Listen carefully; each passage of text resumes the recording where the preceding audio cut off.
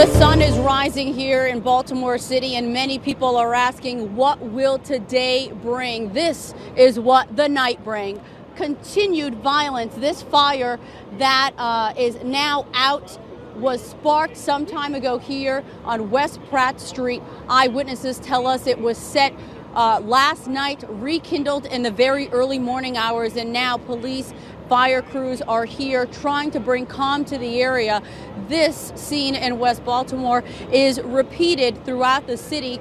There are just small pockets of violence. The whole city has not erupted in violence, but there certainly are pockets of absolute destruction, and a lot of people are heartbroken this morning as the sun now sheds light and shines the light on a lot of this destruction. There is a wig shop, a hair shop here that was looted overnight, destroyed inside, everything down on the floor. We're told by eyewitnesses that people were coming down the street with cars and trucks, loading in all those items and looting the material.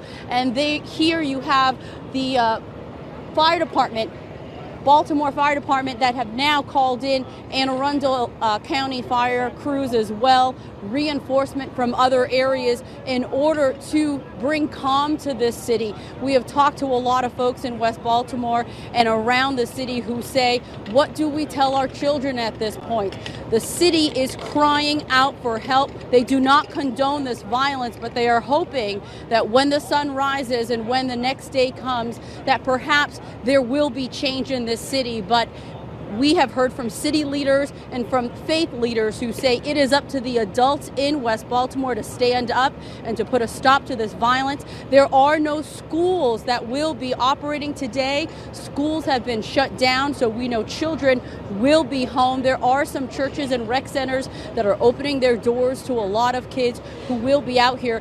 Let's be clear that some of the young people themselves were the ones that started a lot of this violence. Unfortunately, there were a group of young people who just took advantage of the situation, a lot of city officials are saying.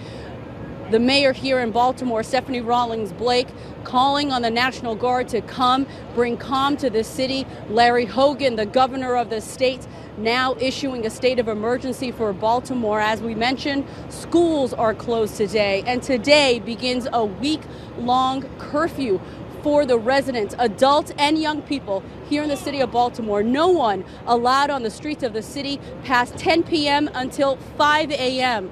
The mayor saying you can only be on the streets if you are heading to work or if it's a medical emergency.